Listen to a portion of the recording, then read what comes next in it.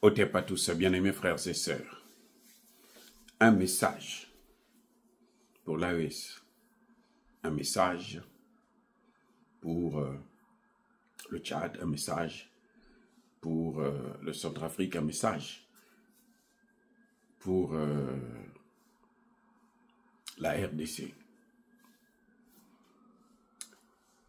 Nous avons tout le monde aujourd'hui à le regard tourné vers l'Ukraine. Maintenant, de moins en moins, l'Ukraine est en train de passer au second rang, puisque Netanyahou a volé la vedette à Zelensky. Donc, les regards sont de plus en plus tournés vers l'Iran et l'État hébreu. Alors, vous savez quoi? Pendant que les gens tournent vers l'État hébreu, là, on est en train de voir ce qui est en train de se passer là. Parce que là-bas, ça est en train de... Hein?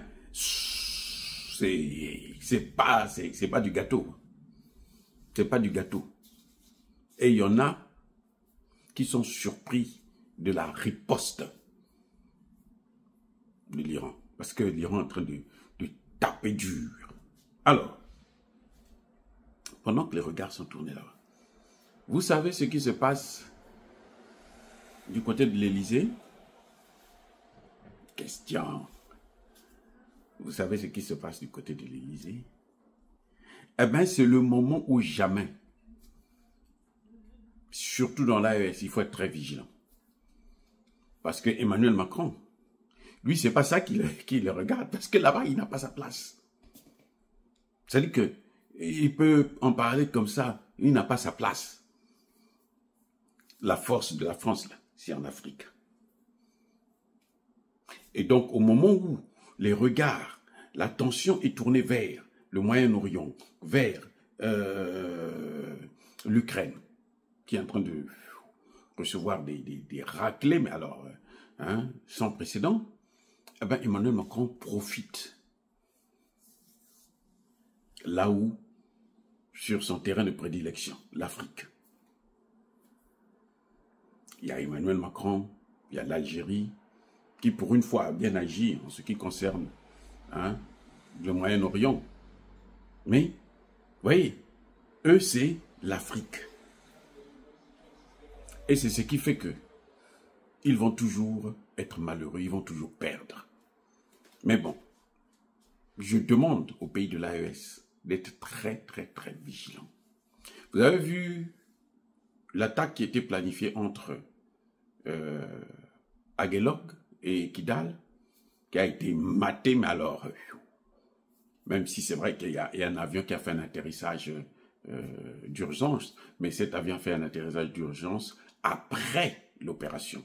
Ils ont mené l'opération à bien. Au retour, bon, il y a eu un problème du temps et puis des conditions météorologiques qui a fait en sorte que cet avion puisse avoir des problèmes. Ils sont allés atterrir sur le fleuve. Mais, en tout cas, les pilotes ont été sauvés. Bref, ce qui est certain, c'est que Emmanuel Macron, c'est lui qui a initié Zelensky pour que Zelensky puisse former les terreaux. Zelensky, ce n'était pas son problème. Zelensky n'avait aucune raison de nous agresser.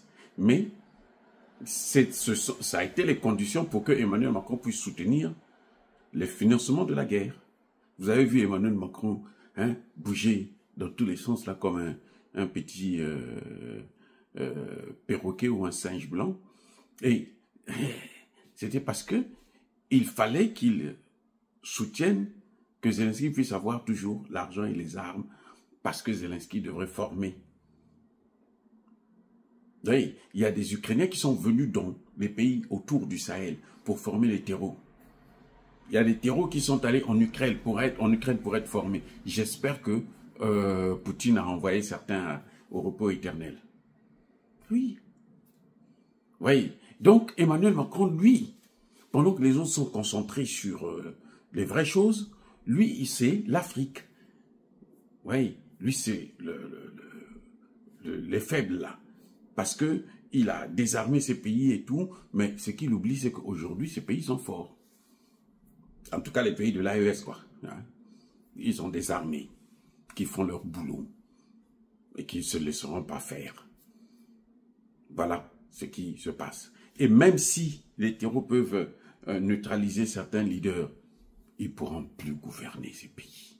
C'est ça le problème. Macron ne pourra plus venir en Afrique. Personne ne va encore l'admettre. Personne ne va le tolérer, personne ne va l'accueillir, personne ne va l'accepter.